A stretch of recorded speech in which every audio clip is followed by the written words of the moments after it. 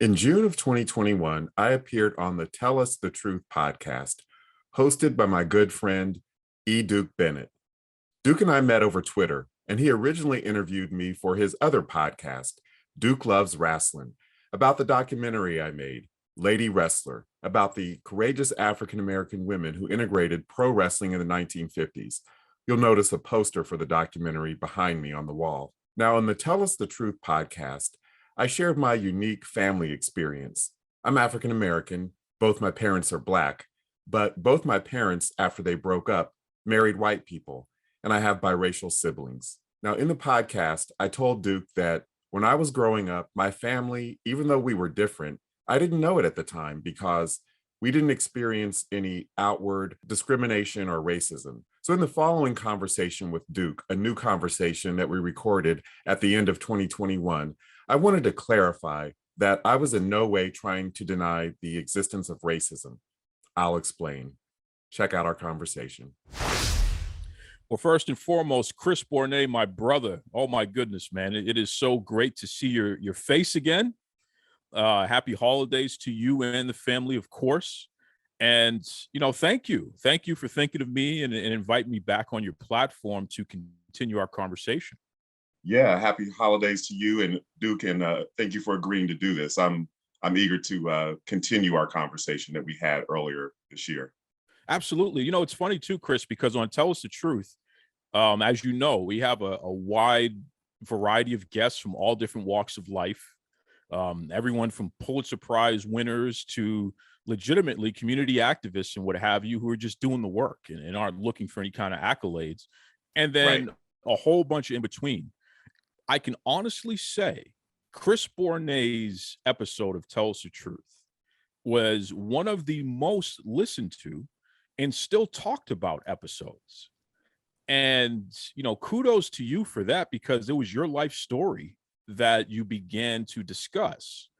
One of the main themes that, in terms of feedback that I heard was, wow, I never thought about the other side like that. When we talk about racism, when we talk about, sense of belonging, when we talk about identity, you're a person who, even though both of your parents are Black, when they split, they married white partners. So you actually have separate white step parents. Yes. That was the first time I had ever heard that. So many people reached out and said that was the first time that they had ever heard of that. So it was really just fascinating to listen to you tell your life story. And that's just from a viewer, from a listener standpoint. So I want to start off by asking you directly, when you heard it back, I'm not talking about anyone but you. When you heard it back, what were some of your initial reactions to literally listening to yourself tell part of your life story? Yeah, so my initial reaction was, I hope I wasn't giving the impression that I have bought into that whole myth of colorblindness, which is basically saying that if everyone sort of intermarries and, just quote unquote doesn't see race, that racism will cease to exist to be a problem. And I think colorblindness is just that. I think it's a myth. There's a lot of talk now, especially with the whole critical race theory debate about whether racism should be even talked about. And I've heard a lot of Black people even say, I shouldn't say a lot of Black people, I've heard some Black people name people like Condoleezza Rice, and I think his name is John McWhorter. He's a Black conservative. This whole concept of we should just move on, that, if we stop talking about racism and we stop, quote unquote, being woke, that society will progress because we'll all able to be, we'll all be able to feel better about ourselves. And I just think that's a load of crap. I think that you can't get past something unless you examine. It's like the phrase, the only way out is through. It's like if you went into therapy, a therapist wouldn't tell you, let's talk about only the things that make you comfortable and make you feel warm and fuzzy. That's not therapy. That's a warm, fuzzy conversation with a friend. So I just think that the whole concept of let's not talk about race and race will disappear is just completely false. And I just did not want to give the impression that that's the concept that I was trying to advance when I said that growing up, I wasn't aware of my family being discriminated against, or I wasn't aware of us being different. It was just sort of, that's how I perceived the world when I was growing up. And that was simply my experience. So I just You, wanted to clarify that. you know, it's interesting that you say that, Chris, because we see the world and we see ourselves in the world a certain way. Yeah, You know what I mean? It's like when you hear your voice back for the first time, the way that you sound in your head is not the way that the world hears you, exactly. right? Yeah, So in this instance, your concern is because you're concerned that people are going to misinterpret your message and yes, misinterpret some of the things that you wanted to highlight about your yes, personal experience on this earth. yes. The irony of that is I have not received that feedback even one time up to this point. Interesting. Not Interesting. even one time. None of that. I've heard feedback about I did not even consider or even knew that that was possible. What an interesting thing. And to hear you go into detail about your mom, about your dad, to talk about your siblings, to discuss who you are as a person and the things that interest you, to explain your life story and then talk about who you are today and the type of work that you do today and what your passions are. People were very tuned into that, and people were very curious about learning more about you in that regard, which is, again, I'm glad we're doing this follow-up here because it's interesting. But nothing, not even one comment about, oh, this guy's trying to deny racism or trying to say that, you know, because it didn't happen to him, it may not exist. There was no one expressed it. I'm not saying it doesn't exist. No one ever expressed to me um that there was that interpretation. You know what I'm saying? So I don't know how that makes you feel in any way, but I do want to make sure I go on the record and say that. Well, that's really cool to hear. I'm glad that people didn't seem to think that I was just going through the world with like these rose-colored glasses, No. like, oh, racism doesn't exist, and I grew up in this multiracial utopia. And what's interesting, that it's interesting to hear that you got that feedback, because when I posted our episode on my social media platforms, the link to it, I didn't get any response. I got crickets. And which is interestingly enough, always the response I get when I tell people my experience. They don't have any reaction whatsoever. They don't ever say, oh, you must be, you must be misperceiving things, or, have you thought about it a different way? People have no response whatsoever. Normally what they do is they kind of change the subject, not in an uncomfortable way, more so like they're not interested. Like, more like I'm just going on and on about something about which they have no interest in whatsoever. So I guess the fact that I didn't get any response or feedback, I shouldn't be surprised, because I never do when I bring up my background. And maybe people think that I'm making it up, or that I truly didn't see the racism or discrimination that my family encountered, that I'm like blind to it. But it's cool to know that there at least was some feedback, and that people listened in, and maybe I helped people see things in a certain way, or at least got my point across without coming across like I'm denying the existence of racism. Well, you over 80,000 listens, Oh, Chris. wow. Wow. So to put that in perspective, if your podcast is able to do, if you're doing even 5,000 listens in a month, Yeah. then you're considered in the top 1% of Wow. podcasting, because it's Wow. not, you know what I mean? Numbers are very difficult to come by. You really have to be a major national brand with a strong marketing campaign behind you. And I don't want to misrepresent here, because iHeart Radio is my partner on Tell Us the Truth. Yeah. So they Yeah. are a major brand They behind have me a and what big have reach. you. Yeah. But Yes. just so you know, over 80,000 listens. That doesn't necessarily mean 80,000 people. It could be a Right. lot more than that. It could be less. But as far as the listens, what does that tell you? So clearly somebody Yeah. cared enough. Yeah. Yeah. That's really you know? interesting. And I wanted to share something with you that happened to me over the holidays. Program note here. I edited out the name of the relative that I mentioned in my conversation with Duke to protect their privacy. Suffice it to say, I went to a family gathering with my mom over the holidays, and the relatives whose house we went to was warm and welcoming, of course, and so was their partner, who happens to be white, and so was the partner's extended family, who obviously are white as well, and the subject of race never came up. However, this family gathering took place in a far flung suburb called Delaware, about 30 miles north of the inner city of Columbus, where I grew up.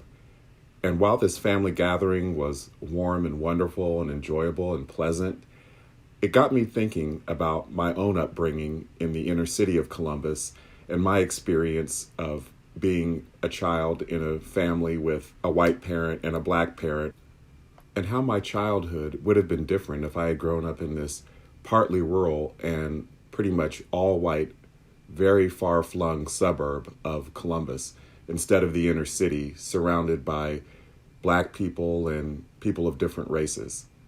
But I got to thinking, I am so glad I grew up in Columbus. And Columbus, people think of Columbus as like this big small town. That's literally like the nickname of Columbus is like the biggest small town in America.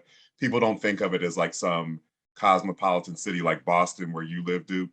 But when I was growing up in Columbus in the 70s, 80s, and 90s, the area where I lived on the east side was integrated. And don't get me wrong, there are definitely areas of Columbus that are strictly white and strictly black, but the area where I lived was integrated.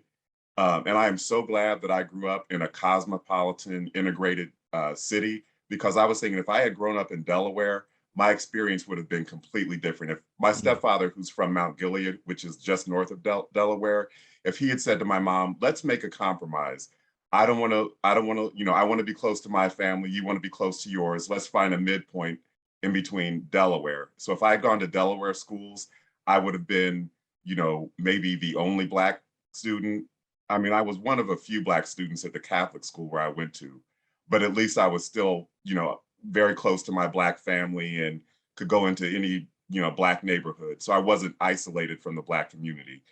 But I'm just so glad that I grew up in a cosmopolitan integrated city, because I think if I had grown up in an area like Delaware, I wouldn't have had this rosy experience like, oh, we were never discriminated against and I didn't know we were different. I think I would have been acutely aware of race and acutely aware of how different it was for a white man and a black woman to be together. So like I said, even though Columbus is not this cosmopolitan city like Boston, I'm glad that I grew up in an area that is multiracial and multicultural.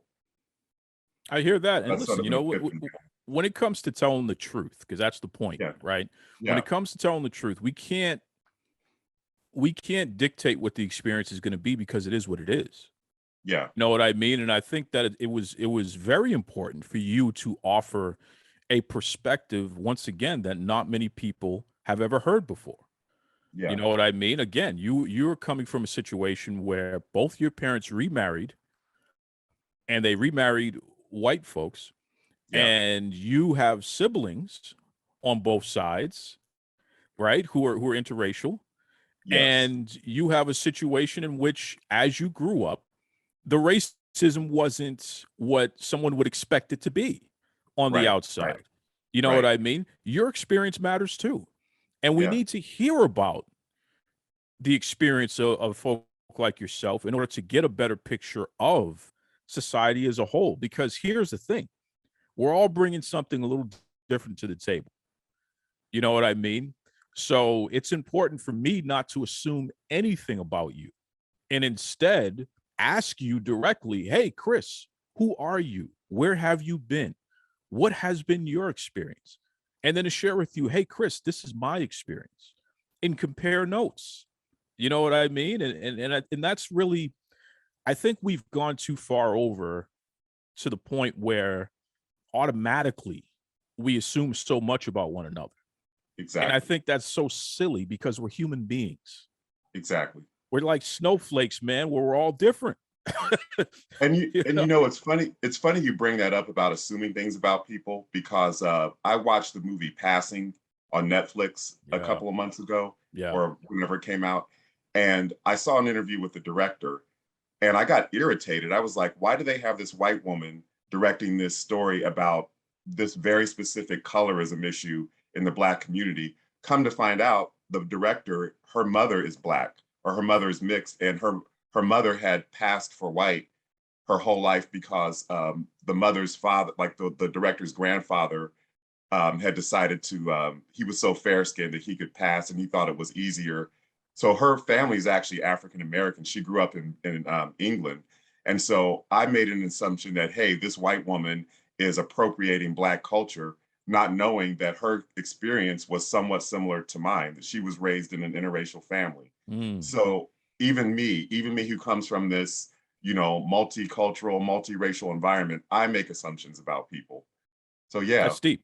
That's deep. yeah, But I'm glad you shared that too, because that's interesting. I'll have to go back and watch that interview, because I never realized yeah, that the director herself, this is a very personal story that goes deep. This is her family story, yes, to a degree there. So that's interesting. Speaking of family, I wonder about yeah, this, Chris, because you and I had this conversation offline. Your mom, yes, your mom is somebody that you're very close with. yes, You're like me. I'm very close to my mom as well. So we oftentimes, when you and I have conversations, eventually we talk about our moms, right. which is pretty cool. I don't know if people realize that about you or about me, but we're very serious about the love and appreciation and respect that we have for our mothers. We honor Yes, our for mothers. sure. Yep. Your mom heard your conversation with me on Tell Us the Truth. Yeah. And there was a lot that you said. There was a lot of personal information that you shared. There was a lot of personal observations about your entire family. What was her reaction? Yeah. And I was really nervous about how she would react because my mom is pretty much a private person.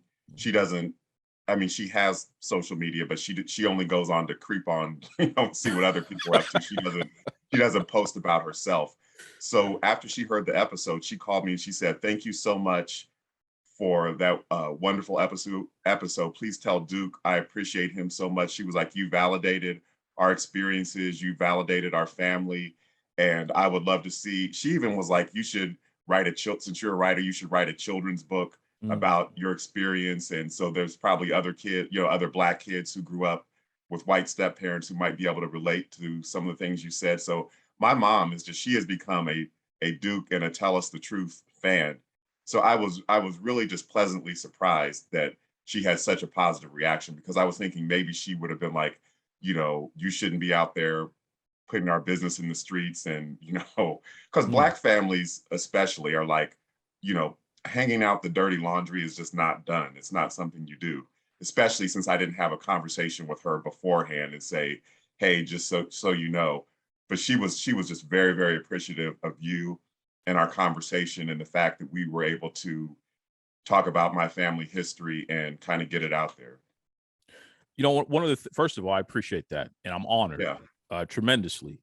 Again, the way that you speak about your mom when we have our private conversations, this is a very important person. There's no two ways about it.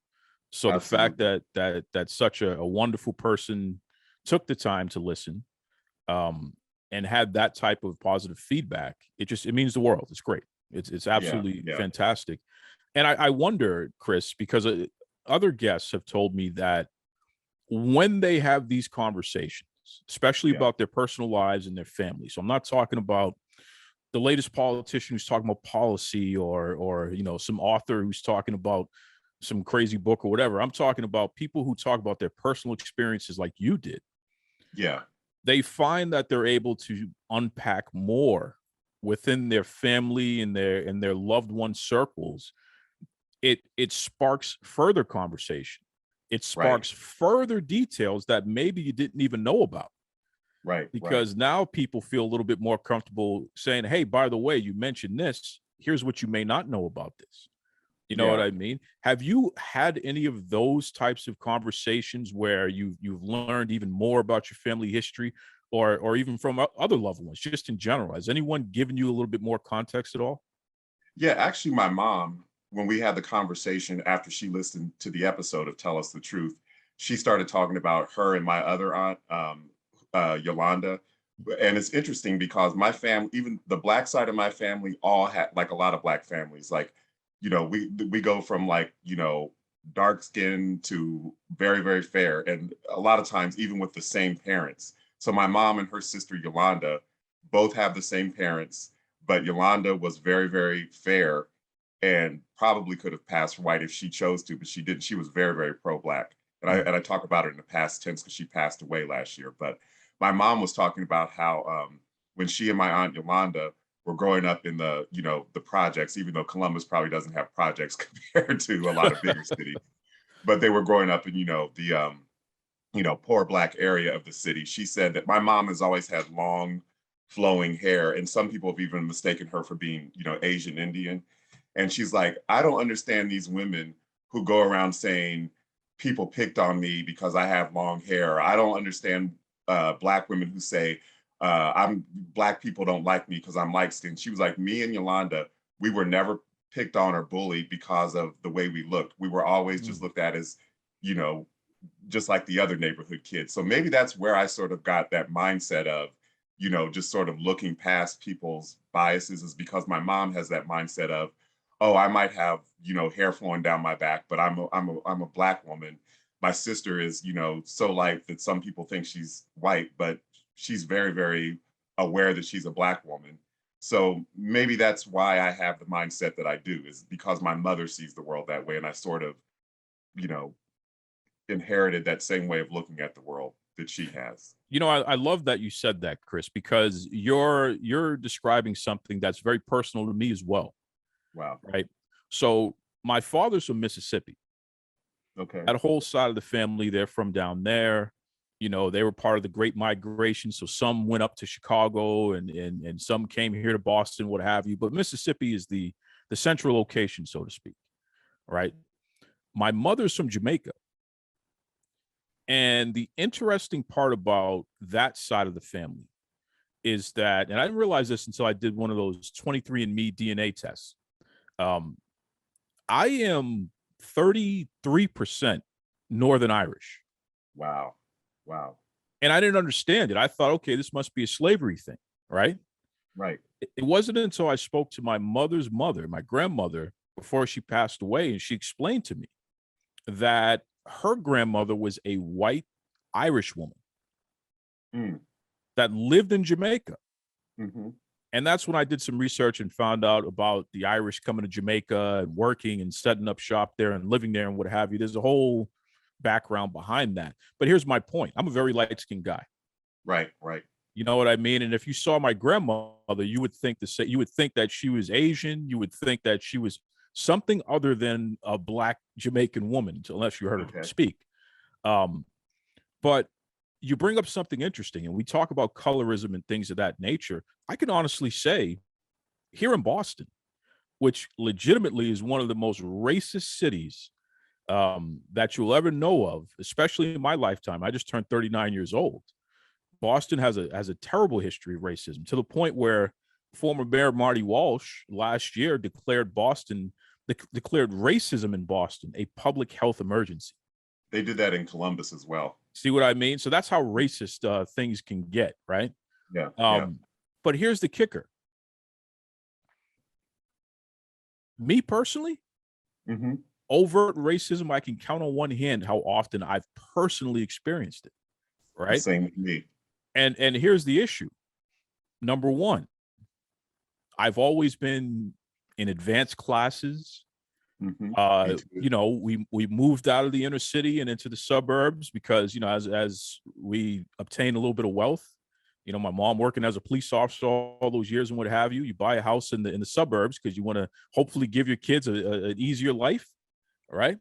I was often one of the few Black people in the room, in school, in the neighborhood, professionally, in my early jobs. And I was accepted as the other guy. It's just, all right, he's part of this, whatever, right? So there was always a little bit of racism here and there with stupid jokes or what have you, or if somebody else comes around and you see dirty looks. But the tokenism And I don't think enough people discuss this or unpack this. The tokenism of being, well, you're one of those good blacks. Right. You know what I Right. mean? You're actually more like us. You Right. live in our neighborhood. You go to school with our kids. You are where we are. So you're okay. We accept you. You're not Right. like those other guys, Right. right? There's a lot now, and mind you, it's compounded for me because my parents were law enforcement. Right. So then there's this other level of, oh no, man, you get it. You're one of us. You're not one of them. Hmm. You know what I mean? So there's Right. always been this thing with me on a personal level. Thank God, I had a father who's from the South Right. who never minced words about racism. And my mother, who from Jamaica, which is pretty integrated. You'll see Asian, Chinese in particular. You'll see Irish, you'll see Black, you'll see Native, all mixed in together. You know what I mean? There's more classism in Jamaica than overt racism, at least on the surface there. She never really experienced racism personally until she came to America. So they hammered home the point that, listen, you're always going to be treated differently because you are different. You know what I mean? And people are not going to accept you because of the color of your skin, and you are going to have to work harder than everybody else. But here's the kicker. Whatever you achieve, you're going to make it easier for everybody else that looks like you. So keep going and make sure you turn back and help somebody else. Whatever inch you get, you pull somebody else with you that looks like you. It's not about you. It's about us, right? So because that was always hammered home, it didn't matter what I was personally experiencing. I'm advocating for all of us because I know that I am the exception to the rule. You Right. know what I Right. mean? You think I'm your token. You think I'm the Right. safe Black guy. You think that I'm not one of them, quote unquote, whoever the hell them is. Right. Right. So it's interesting when you talk about your experience and your mother's experience, because I totally get what you're talking about. And I've lived it to a certain degree, what you're talking about. But just like you, I mean, look at you, man. You continue to bring up inequity and racism. You worked for historical Black newspapers. You don't allow yourself to be a token. Right. You're doing the But same I, thing.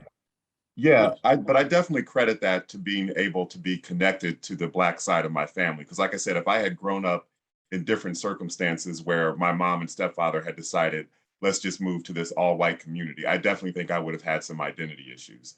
And I don't think Interesting. it would have been easy for me to go work for a Black newspaper because it would have been like culture shock. Even though I'm Black, would have been like I didn't have Black experiences growing up. So definitely being able to be connected to your roots like that and to have a mother who is so socially conscious like that, it's benefited both of us, definitely. Absolutely. Do you think that's deliberate, Chris? At least in your experience, you think that was deliberate? In my mom's case, I don't, to be honest, even though she's very much pro-Black, just like her sister Yolanda was. I don't think it was so much an intentional thing. It was more so a subconscious thing. It was like, we're going to pick this area of town where the kids are going to feel comfortable, where it's integrated, and I'm going to make sure that they're connected with my side of the family. I don't want to cut and luckily my mom's Black family and for that matter, my stepfather's white family were very open-minded. They neither of their families said, "Oh, if you marry that Black woman or if you marry that white man, I'm cutting you off." It was just like they were just accepted the way they were. So I think it was more of a subconscious. I didn't get any lectures about, "Oh, you're a Black man or you're a Black boy navigating your way through the world." And I've actually had white women. I've never had a Black woman ask me this, but I've had white women ask me, "Oh, what age were you when your parents sat you down and had the quote unquote talk about how you interact with the police?" And I was like, they didn't. I grew up with a white man who was, from rural Ohio. What was he going to tell me about how to interact with the police? My Black grandparents, my grandfather he was crazy in a good way. If he got pulled over by the police, he would literally say, "You didn't pull that white man over who went through that red light before I did." Wow. And so and the police would just look at him like, "Oh, this crazy old man." So I wasn't taught to fear the police. When I would hear a police siren, it was like if I heard a tornado siren. It wasn't you know, it was sort of like, it was naivete, definitely, you know, because I grew up in the era before all these police shootings of Black men were, you know, captured on cell phone cameras. Mm. So it was naivete, but in a way it was sort of like I benefited from the naivete because you don't know to fear what you're not really aware of. So it was definitely very subliminal. Even my, like I said, even my Black grandparents who were from the South did not lecture me about racism or, you know, sit down and have Black History Month. It was just sort of Sure. passed on through sort of osmosis. You know, it's funny that you say that. I didn't really understand my privilege till Okay. about 10 years ago, where my lady and we went on a trip to New York. Okay. She's Black, you know, she grew up in the neighborhood next to me. You know, I was born in Dorchester, but I spent most of my time in Mattapan as a young person. She was born and raised in Dorchester in Okay. Boston. So totally Black, over 90% Black neighborhoods, right? Right. We're in New York and we're trying to figure out how to get from one point to the next point, right? We're in Manhattan. And she's like, whoa, oh, I don't know. Are we supposed to go that way or are we supposed to go this way? And I said, well, we don't have to guess. I'll just ask that police officer over there. And she looked at me like, what? And I said, what? That's his job. What do you mean? So I walked up and I said, hey, man, you know, I'm trying to get to point A to point B. Where am I supposed to go? And he said, yeah, you go here, you go there, blah, blah, blah. I said, okay, good to see you. Take it easy. And she looked at me like, so you can just approach a police officer and just ask for directions in a major city like New York with all the problems and all the issues and things like that, right? You can feel comfortable as a Black man just walking up to that officer and like it's nothing. And I'm like, well, he's a public employee. He works for us. Like, that's his job. You know what I mean? I need help. His job is to help. So that's it. And she just gave me this look like, and then I thought about it and I was like, damn. You know what I mean? It really hit me like, that's normal for me. Right. But that's not normal for everybody. And there's a good reason why. You know, because of the racism, because we get targeted, because we get stopped, because we get searched, because we get charged, because we get prosecuted, because we get locked away, because we get murdered by those same people. So there was a little bit of ignorance on my part to look at her like something was wrong with her. Like, what do you mean? That's his job. And it's like, no, man. There's a reason why people are very concerned and maybe are not so comfortable just walking up to a police officer and asking for direction, asking for help, and believing that that's why you're here. You're here to help me, man. So do it.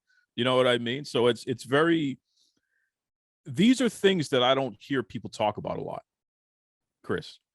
Right. And again, I believe this is why your episode it resonated so much, because you actually went into detail about perspective that we just don't hear, man.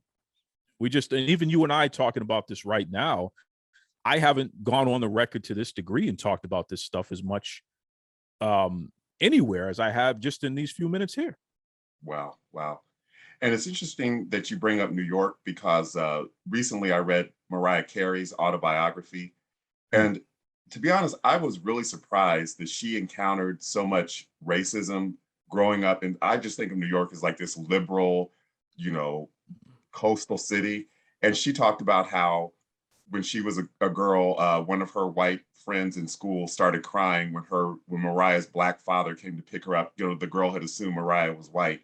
And when Mariah found out, or when the girl found out that Mariah's father was Black, the girl wasn't allowed to play with Mariah anymore.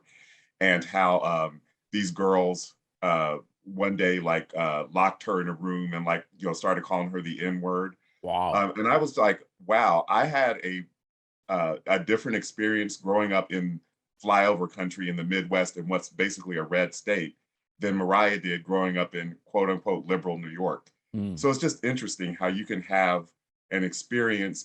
It's not necessarily tied to geography. It's tied to your individual circumstances. Absolutely. And again, I mean, like I said, my lady grew up the next neighborhood over. Yeah. We walked the same streets. We went to the same schools. We shopped at the same grocery stores. My perception of the world and what I can do and what's possible and what, I should be able to do, and her perception are totally different. Totally different. You know what I mean? Especially as it relates to the Black experience, mine and hers, which are totally different. Same Yes. city, same state. You know what I mean? We're the same age. Right. So it really, I don't even know how to describe it, but it's an interesting thing. But again, that's why it's so important for us, we, you, me, all of us, to continue to discuss these things and to share it with the world, because like your mom said, it's going to help somebody. There's somebody out there who's going to listen to this and say, hey man, I can relate to that too. And we may be articulating experiences in a manner that maybe others can't find the way to articulate, but you know it when you hear it, you know it when you feel it, right? Absolutely. So to even know that somebody else can relate to your experience is such a big deal. Absolutely. So again, I commend you, man, because listen, Chris, you're a filmmaker, you are a journalist, you are the guy that talks to other people about their life. What was it like for you to be on the other side, where it was about you and it was about your life and you were the subject as opposed to being the interviewer?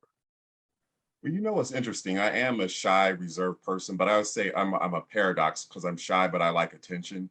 So I actually think it's interesting talking about my experiences. It's almost like free therapy.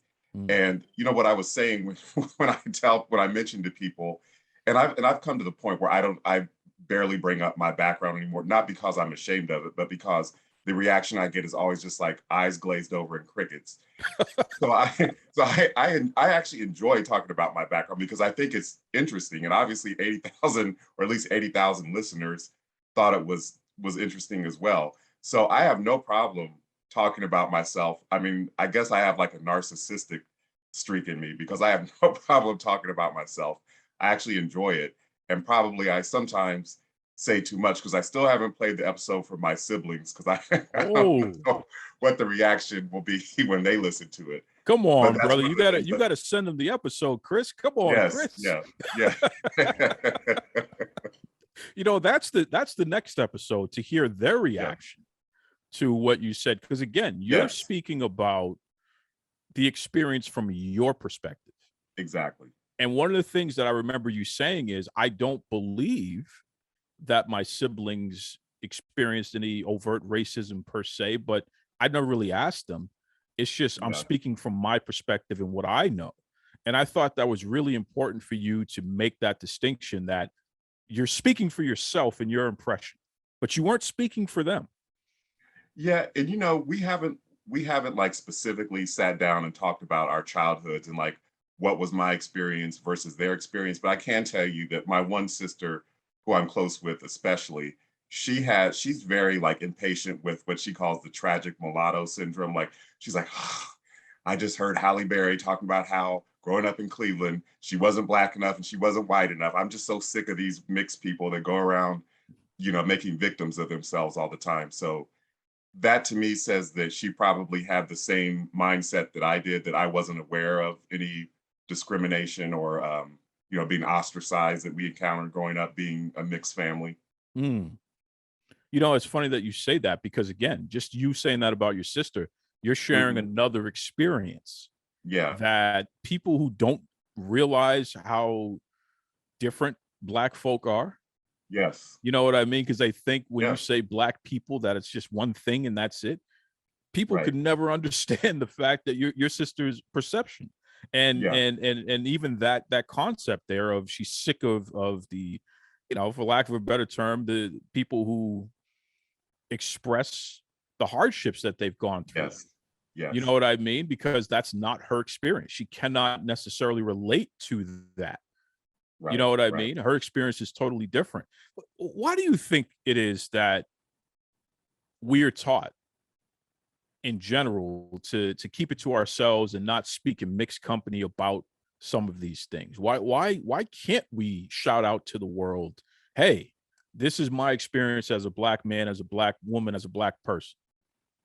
Yeah, I think it's because and now it's become so much more polarized.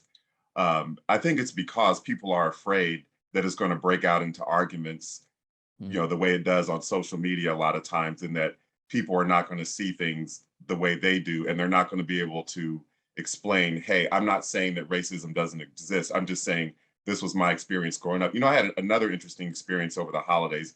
My cousin, who's very, her mother was her mother Yolanda. She's fair skinned like her mother Yolanda, and people have from a distance mistaken her for white too. But her husband is like my complexion, and you know, very obviously we were a black family walking through this. We went down to Cincinnati to this big marketplace, and I saw these t-shirt vendors that were selling t-shirts that said it's not racism, it's heritage, with the Confederate flag on them. And I also saw another t-shirt with memes of Trump giving Biden the finger. And I was like, I'm not buying anything from that stall. And I looked over, one of the vendors was Asian, one of the vendors was black. And I'm like, I guess they're just capitalizing on the Sure, racism. This is on the borderline of Kentucky. sure. So I'm like, I guess they're just capitalizing on, you know, white people's racism. How do I feel about that? I wouldn't do that. I feel like that's being a sellout. I guess I shouldn't sit in judgment and say, okay, I guess these vendors are just trying to make money. I feel like that's not, you know, not having integrity, but I guess I shouldn't sit in judgment. Although it just kind of blew me away. I can't believe a black person would be selling a t-shirt with a Confederate flag on it, justifying it. That's very interesting. That's very, and again, this shows the nuance Yeah, and the differences. You know what I mean? I tend to be more on your side on that one, where not all money is good money. right, You know what right. I mean? And you can't sell your soul. Yeah, And if you're advancing the other side, who yeah, feels that we shouldn't even have a right to exist, if yes, you're helping them in any way advance, then that means you're hurting us. yes, You know what I mean? Now, don't get me wrong. That doesn't mean that I won't sit at the table and have a conversation with everybody. right. And that doesn't mean that I won't try to find common ground, especially with my political background, to do what's best for society as a whole. Right. But again, there's a limit and there's a line of what I will and will not do. And there's no price tag on my soul, Yeah. you know. So I get what you're saying 100%, bro. And that made me think about there have always been black people and other people of color who have been willing to sell each other down the river for money. I Hmm. mean, there are people who were willing to play step and fetch it and Yep. you know stereotypical roles, and they would justify it by saying, "Oh, I'm one of the few working black actors in Hollywood," and you know, I'm laughing all the way to the bank. So there have always been people who were willing to sell out. There's got to be a limit, man. Yeah. And whatever it is, you should all be aware of it. Let's Right. put it like this, because you only get one soul. You know, Yeah. there's no two ways about it. So, Chris, in closing here, Yeah. what advice do you have for others? I mean, legitimately, now that you've gone through the experience of bearing your soul to the world, Hmm. talking about your family in a manner that you've never spoken about publicly before, and really talking about family secrets. You know what I mean? Really digging into that. What would you say to anyone else out there about that?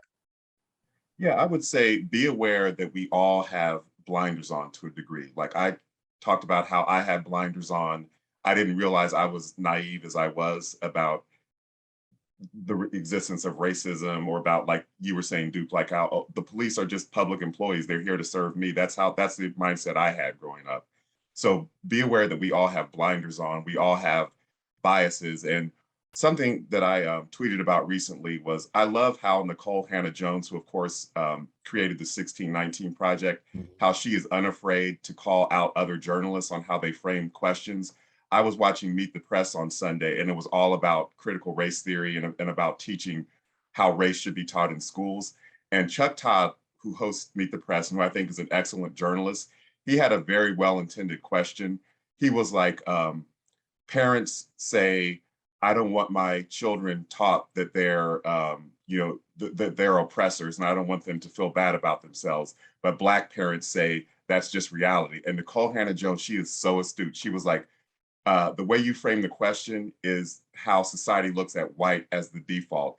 When you said parents, you didn't say white parents, you said parents. And then you said Black parents. And she said, white parents are represent less than 50% of public school students, but they're having an oversized input in this discussion. And Chuck Todd kind of, fumbled a little bit. Then he was like, oh, fair point, because obviously he knew that he'd get blowback if he started mansplaining to Nicole Yeah, Hannah Jones. So that's rightfully so. just an example of even the most well-intentioned, open-minded, well-read journalists like Chuck Todd can have blinders on until someone who has a different experience points it out. So that's what I would say. Be aware that we all have blinders on. I love it. I love it. Listen, Chris, you're a guy that I always look forward to speaking with, whether we're doing something for our platforms or personally. I mean, I just really enjoy hearing you talk about things and hearing what's on your mind, including when you talk about Prince. I always enjoy that. That's always interesting to me. But I really appreciate you inviting me to come back and continue this conversation. And I hope that this isn't the last time, because I think that there's so much more ground that can be covered, especially once your siblings hear your conversation on the Tell Us the Truth podcast. I believe that was episode 44. So for anyone out there, you can go to your favorite podcast app, the iHeartRadio app, Spotify, iTunes, whatever. Tell Us the Truth is the name of the show, and look up Chris's name, Chris Bournet. I mean, his name is in the title. I believe it was episode 44, and you can hear him discuss his personal experience, Chris Bournet's Black experience as a Black man in America. And, if you haven't heard it already, or if you haven't heard it in a while, it will make everything that we just said today make even more sense. So I encourage you to definitely treat it as companion pieces and what have you. But again, Chris, thank you, brother. I really appreciate you, man. Dude, thank you for coming on and continuing our conversation. And thank you for all you do to enlighten people about just so many topics, from racism to the plight of veterans I just really appreciate you and all you do. So thank you. And we will continue to have this conversation. Yes, sir. If you like this video, please leave a comment, share it, and subscribe to my channel.